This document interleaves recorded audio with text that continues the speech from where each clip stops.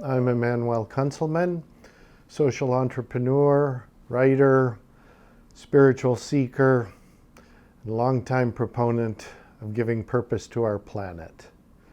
My story began some 50 years ago when a college professor first reminded me of the critical situation that we face today with our planet, with our economies, with our social systems.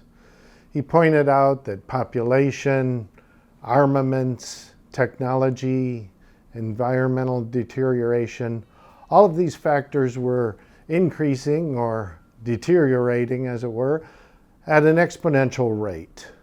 And that if you graph the growth of population and environmental problems over time with the exponential curve of the increase of the quantities of people, pollution, armaments, technology, that really the curve of the graph was heading straight up in a kind of exponential increase of all these quantities over time. And really indicating that about now, this new millennium, 2020 as we're approaching it, that quite honestly, we were literally running out of time. The graph, as it increases of quantities of all kinds of things you can plug in there.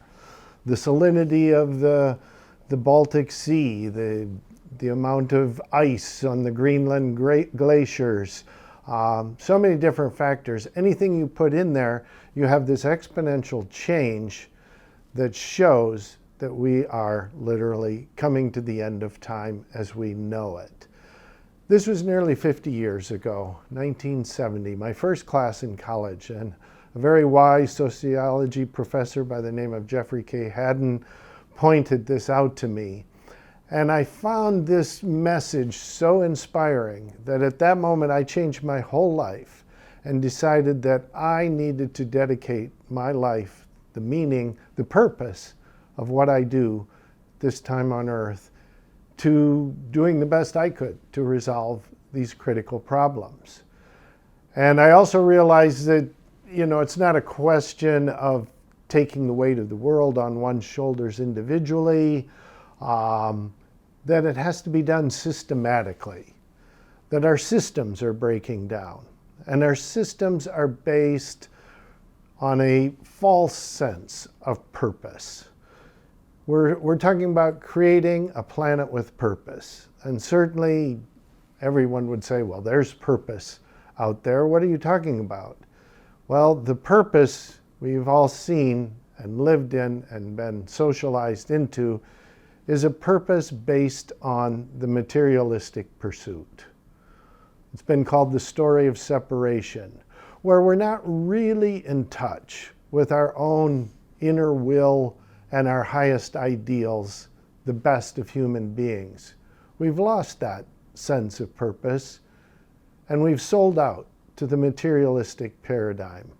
Philosophically, intellectually, spiritually, it's all become how much money, how much power, how much prestige. What can we accumulate to give ourselves purpose in life? And I think if we all really do a little mind check, heart check on ourselves, we know that's not the way it is. That's not the way we want to live our lives. It isn't about accumulating a bank account or an extra car or a bigger house. It's about living together in peace, harmony, and cooperation.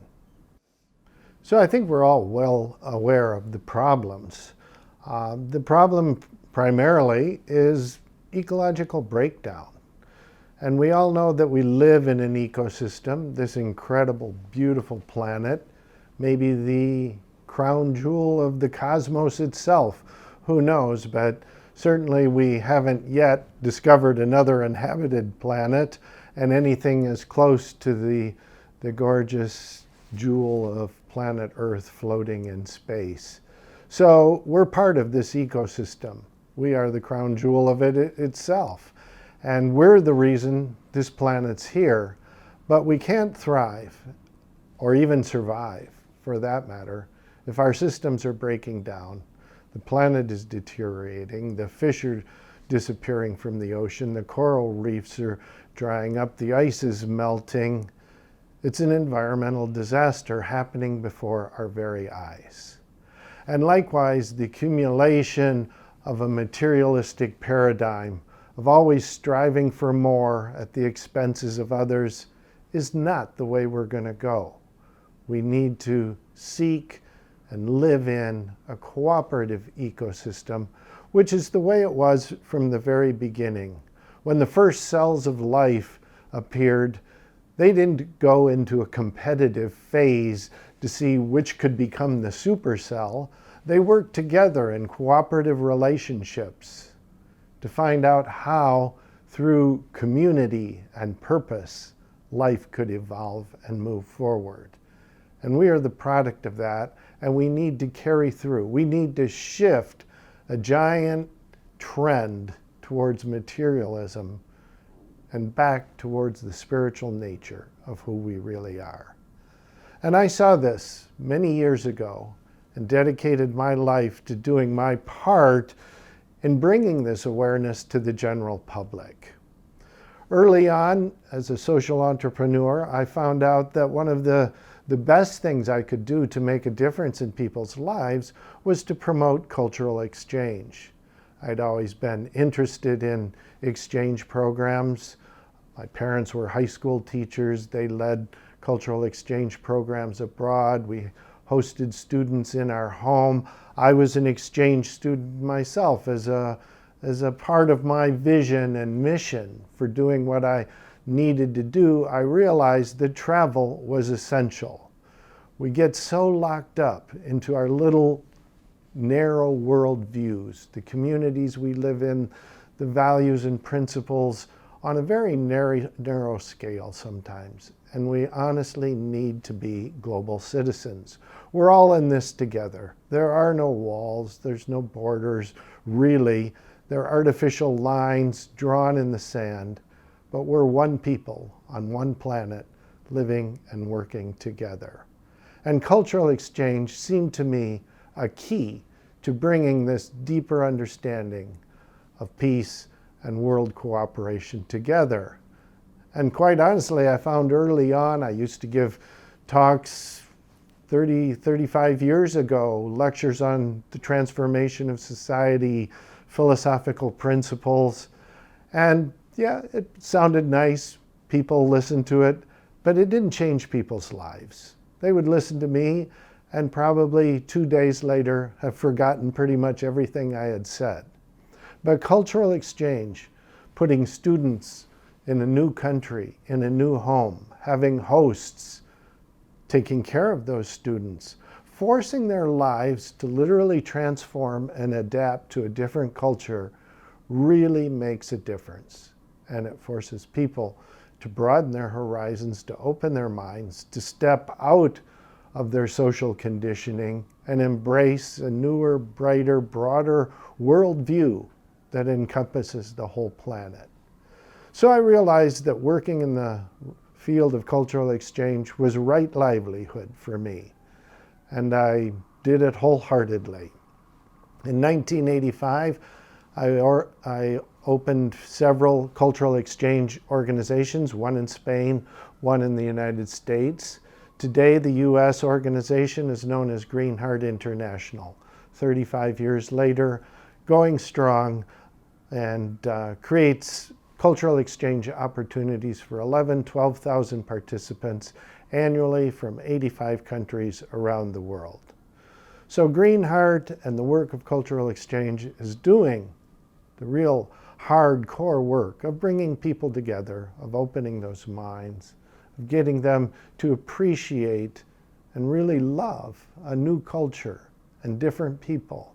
And it brings people together in a heartfelt way. It's good work. It continues. It always will. Along with Greenheart, I also set up a foundation in Spain, the Foundation for the Future, to encourage young people to gain a wider vision of what they wanted to do in life. I wanted other people to have the same kind of epiphany I'd had way back in college when I saw that our world was in such a critical moment. that we were running out of time, and that the moral obligation of every human being on this planet today is to really live our life in the way we can best contribute to resolving this situation, to bringing down the environmental problems, to raising awareness of an evolving consciousness, going beyond the story of separation into one of wholeness based on love, peace, and harmony, which are the true values in our human heart and soul. And I encourage people all over the world to find their way along these same lines. And the Foundation of the Future in Spain has long promoted these ideas, given grants to startups and environmental centers. We've worked for many years on the island of Ibiza. The Casita Verde there for the last 20 years has been our environmental project center, as showing people the way that we can live in a different style of life and be happy and have all the creature comforts, but maybe have less of an impact, a smaller carbon footprint on the planet, and contribute back, give back more than anything. We all need to give back. We've been blessed with life on this beautiful planet, with human consciousness now striving to its highest capacities. These are incredible blessings that we have, but yet somehow we don't seem to appreciate them, or sometimes we turn them to our own advantage or our own materialistic pursuits. And we need to get back to the true spirit of what a human being is, why we're here, and how we can live together. So Greenheart International, the Foundation for the Future, and more recently, the Global Purpose Movement have been some of my projects and undertakings to contribute to a growing, increasing awareness of this need to change the way we think and feel about our relationship to nature, to others, and at the end of the day, it's about our purpose here on life. I believe that evolution and change moves on a large scale in waves, with crests and troughs going up and down. And right now, our civilization is at the depth of a trough, driven there by materialism. We need to make a turn, a momentous, once in human history turn, really, towards growth, towards an enlightenment, really, beyond anything we've seen before, the Renaissance, the Age of Enlightenment. Yes, those were key moments in human history, but none has been quite as significant as this moment in time right now. This will define the entire future of humanity. This moment will make the difference of whether we go to breakdown and destruction, or we go to break through and rise up, understanding an ever higher level of human potential and consciousness that will lead us forward to a better, brighter, and harmonious future. And so getting back to this idea of what could I do as a contribution to this without shouldering the entire burden of all of these issues, but yet trying to be as ineffective as possible, I realized I had to be a catalyst for change, creating some kind of spark that would make a difference, that would get people going, would light up something in people's minds and say, yes, I too have had an epiphany. I want to dedicate my life to making the world a better place with higher understanding. And there are so many groups, individuals, organizations out there all working towards these lines, and more all the time. I remember seeing a tape of Paul Hawken giving a speech, And he talked about the hundreds of thousands of like-minded organizations around the world, all working basically on this same concept. And as he spoke, they started to roll the names of organizations behind him, and there was one after another, and they rolled them faster and faster and faster. And he said we could sit here for 3 days and we wouldn't finish listing the hundreds of thousands of organizations worldwide who are worried about the environment, who are worried about the impacts of the increase of population, the growth of armaments, the abandonment of true human values. And they're everywhere. But yet we need to work together.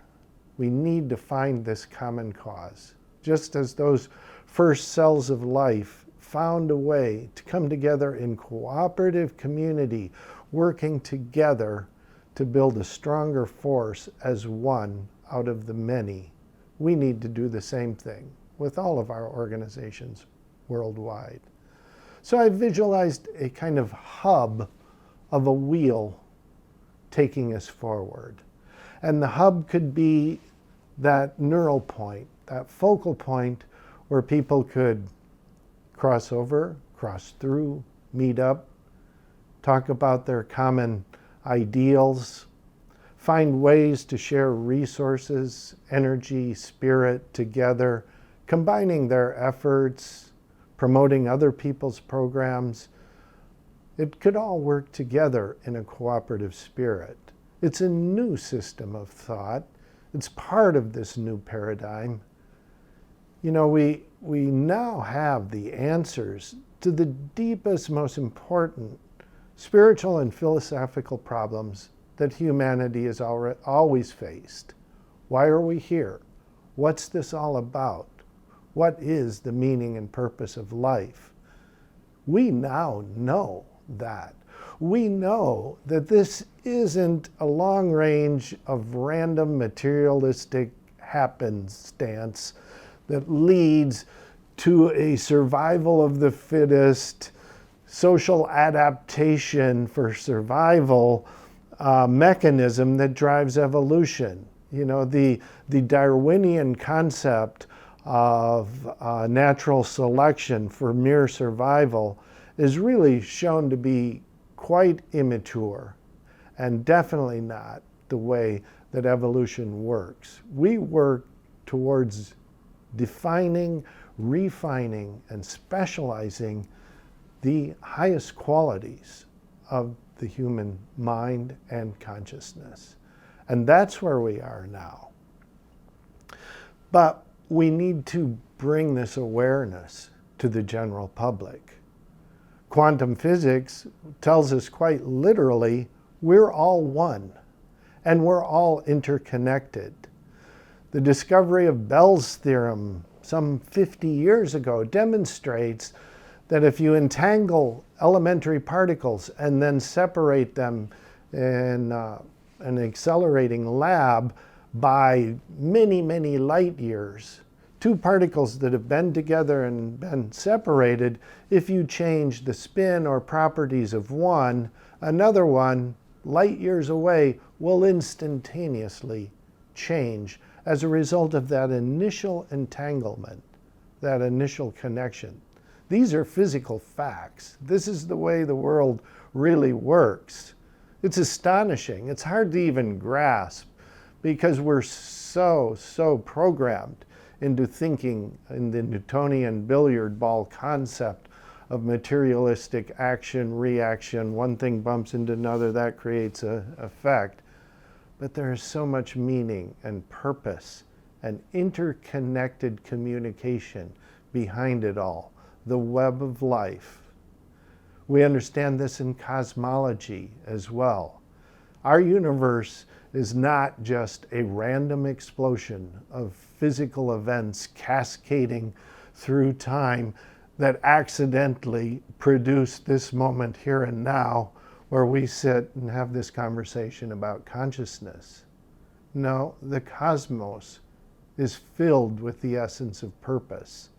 That's why it came here in the first place, to build on, to create a human consciousness like ours that could come to this point to understand this entire evolutionary process that has now come full circle and made us realize how much purpose there is in it, and that we have a critical role in expanding that purpose, maybe even taking it to higher heights, a new level of consciousness where we break through the limitations of our material society and go back to the true spirit of our human nature. That's what we're on. That's what physics, cosmology, biology, all of the sciences today on these cutting edge discoveries are showing us that this is, in fact, the way the world works. And now we have to understand that and adapt that to our way of living. We have to live with the values that the physical universe is showing us are what we are made of. We are cooperative, entangled, communicating web of life, all working together. And it's part of all human beings, no matter where they live on the planet, no matter what ethnic background or race or gender or any other inclination they come from. We're all one. We're in this together. And the organizations striving to come together to cooperate in this field of global purpose, they need help. They need coordination. They need to coexist. They need to find higher coherence. Really, I would say right now, the breakdown in our society, the confusion reigning everywhere, the divisions and the discussions and the disputes and the wars going on and on and on, it's this basic lack of coherence. The universe is made of waves. It's one huge vibration. It was from the very beginning. They say that it was a big bang. That's the common term. Actually, it may not have been a bang at all. It was more, as many physicists have said, it was more like a great thought than a great explosion.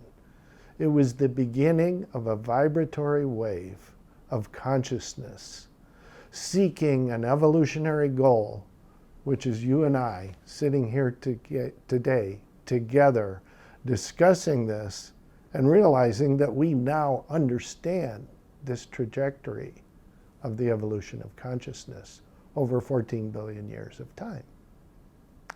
But these waves need to be coherent. They need to flow together.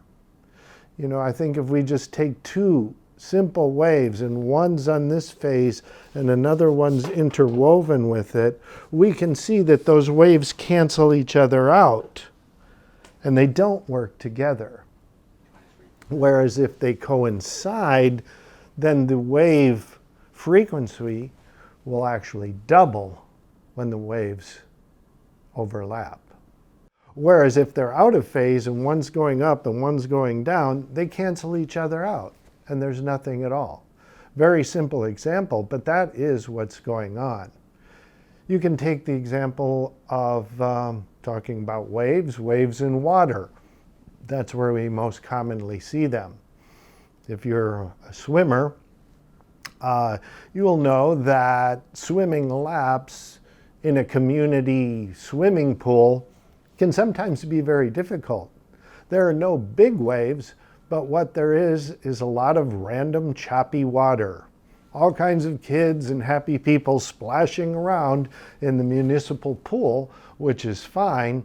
But if you're trying to make progress or get exercise and swim in the pool, is all you ever do is get splashed in the face by all these random waves, get water up your nose and in your eyes and all the rest.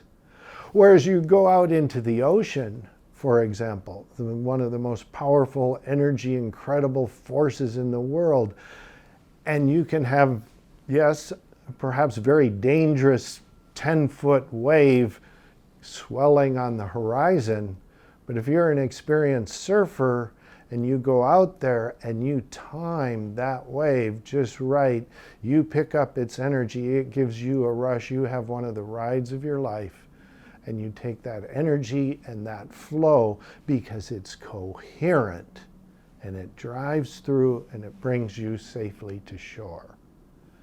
And so right now, in our politics, our conversations, our social systems, we're in the municipal pool.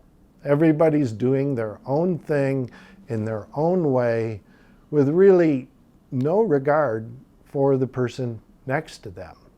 We're all making a big splash, but it's going nowhere, and it's kind of a nuisance. So we need to find this inner coherence. Philosopher, writer Ervin Laszlo, one of my good friends, he's written 75, 80 books through life, and his big idea and what he's most stressing now is finding this coherence, super coherence, he calls it, where the waves do coincide, where they do amplify, where they flow freely and naturally from one side to another in a given direction with a common purpose. This is the wave of the new paradigm, and this is what we need to discover.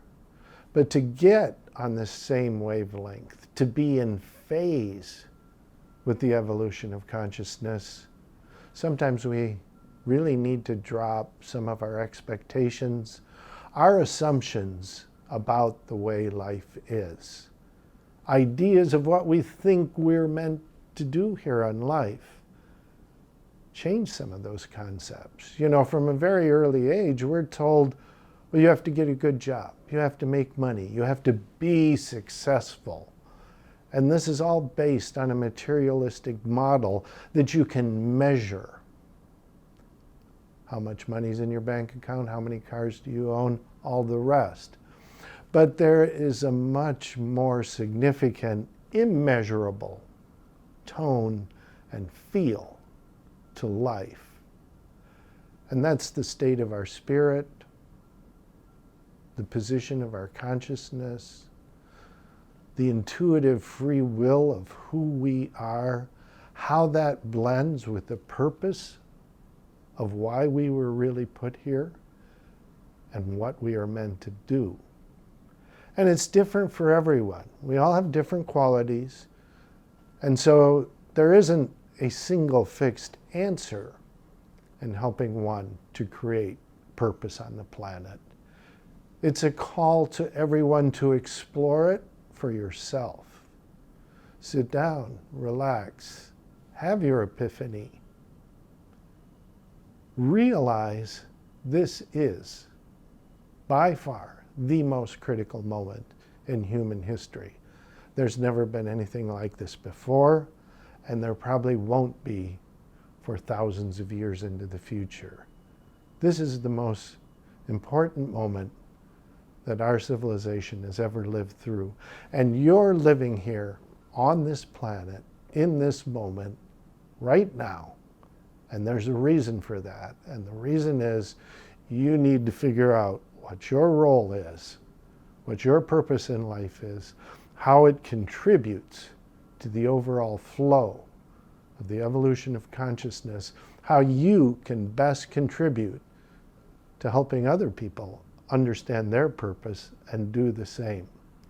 So that we all get on our surfboards together and we ride the same huge wave of change that's coming.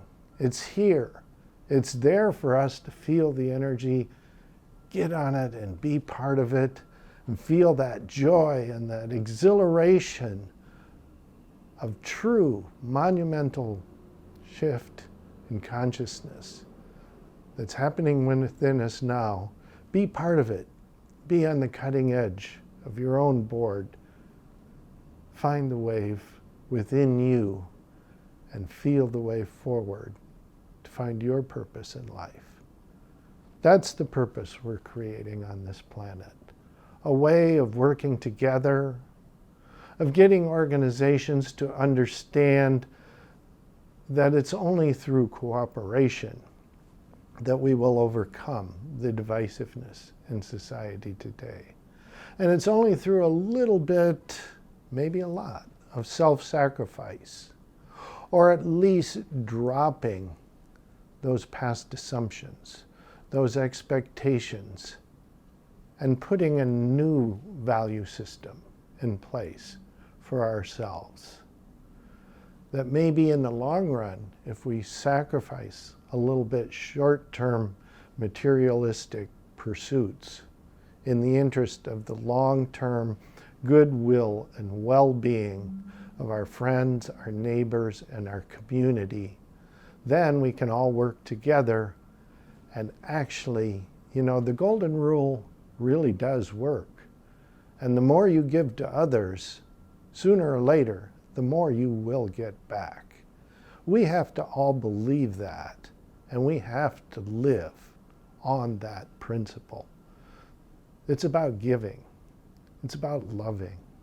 It's about sharing.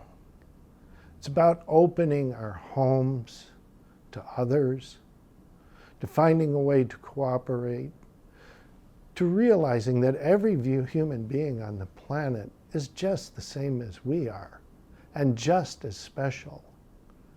And the only reason we're really here is to help other people understand their own uniqueness and make their own contribution in the same way that you are doing. That's what'll drive the paradigm shift. We're seeking this inner coherence, a way of working together so that our waves are in phase and that we're not eliminating each other, but rather combining our efforts. So that global purpose movement and being part of the many movements of movements, it fluctuates with the will of human consciousness and drives these ideas forward. We really began what is now called the Global Purpose Movement back in 2013, when I first called a group of friends and individuals from various organizations who I thought would want to come together and explore this way of combining forces and finding our purpose in common and making it into a movement. Some of the early organizations that joined us were the Theosophical Society in America, Greenheart, of course, Integral Transformative Practice International, and the Institute of Noetic Sciences. All four of those organizations were part of the founding core of the Global Purpose Movement in 2013. And they helped inspire the logo of the 4 interlacing circles, which I drew to demonstrate to the individual organizations how this would work. Because as the circles overlap, you can see that on the outer ring, there's a part where we all, as individuals or organizations, still retain our individuality or our autonomy. We don't give up everything. We don't become part of the cosmic soup, but yet we work together in combination. And in the core of those overlapping circles is where we find that inner coherence of the cooperative nature of working together. And as throughout the symbol, there are points where 2 or 3 or more organizations may work together. So it's this, what I call Holo Movement. It's all working together kind of at once in multiple ways, but for one easy flow. David Bohm, the great physicist who wrote about the implicate order of things, described this Holo Movement. And Michael Talbot, who wrote a book on the holographic universe and how the universe is, in fact, a hologram. It's this picture, when you've seen a hologram, 3-dimensional piece of paper, but it looks like there's 4 dimensions. There's a deeper perceptible dimension of everything we're doing. This is the Holo Movement. And Michael Talbot, he wrote a little section in there giving an example of what Holo Movement is. He said, it's like riding a bicycle. in my own experience, learning to ride a bicycle, I tried to linear think it through. Like there's a whole different combination of muscular movements and balance and all this kind of stuff that I've all got to learn to figure out how to stay up and ride my bike, because I was a very left-brain, scientifically oriented child. And as a result, I was really terrible at learning how to ride a bike, until finally one day my mother just kind of grabbed me, put me at the top of the hill, gave me a push and said, go. And all of a sudden I thought, gosh, I didn't know my mom could run that fast. She's still behind me. And I kind of looked over my shoulder, and of course she wasn't there, and I was gliding down the hill because I'd forgotten about all the calculations and just let it flow and rode the bike. This is Holo Movement. This is what David Bohm, Michael Talbot, and many others are talking about. This is the movement of movements, where they all come together, they are in coherence, they are in phase. You get on a bike, you pedal away, and you flow. The state of flow, which has also been very well documented. This is what we're trying to find. And this symbol of the global purpose movement is how the flow of organizations and like-minded ideas interweave and work together, become entangled, and become this web of oneness in the spirit of life. So we began in 2013 with the global purpose movement. We organized a couple of events every year. We tried to move it around. We held the original meeting in Sedona, Arizona, one of my very favorite places because of its special energy that the earth gives there. We had meetings in Chicago, in California, at Sunrise Ranch, in Colorado, back to Sedona.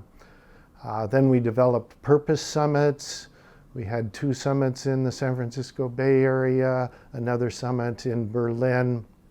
And over the last 5 or 6 years, we've increased in the size and number of these gatherings that we bring together as part of the global purpose movement, where people can sit down and hear ideas, listen to an inspiring music, share their concepts on panel discussions, an open conversation, a new dialogue, a new vision for our purpose on the planet, creating this new purpose on the planet for a coherent, cooperative vision of oneness in a Holo movement. And it's moving forward. It's happening more all the time. At this point in my life, I'm really concerned with taking action. I feel like I've spent a half a century thinking, debating, talking, probably talking way too much. As I said, I can talk philosophy till I'm blue in the face. It may sound nice and comforting, but I'm not sure how many lives it really changes. It's social action that changes things. Rolling up your sleeves, getting out there, finding a project, and doing something.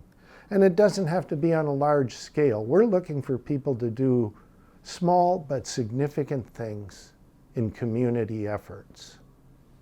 So this is really about saving our environment, improving the rate of deterioration, bringing things around, restoring the institutions of our democracies, and above all, healing community, I think, is a very significant part.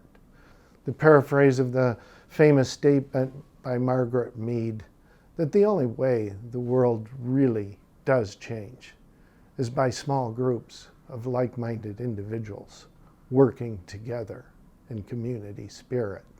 That is the way forward. It's no longer our world leaders or our politicians or our corporate CEOs. We hope they'll come around. We hope they'll share the vision. We trust they will, but we're not depending on them. We're not waiting for them.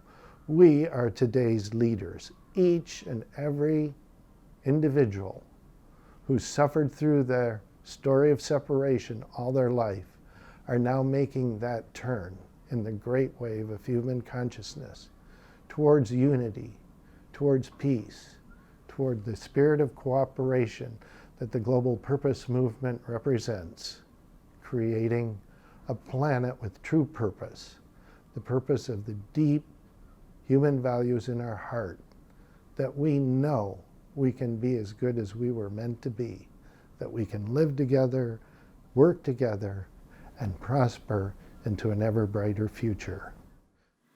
Join us for the Purpose Earth event, September 19th, 2020, at United Palace in New York City.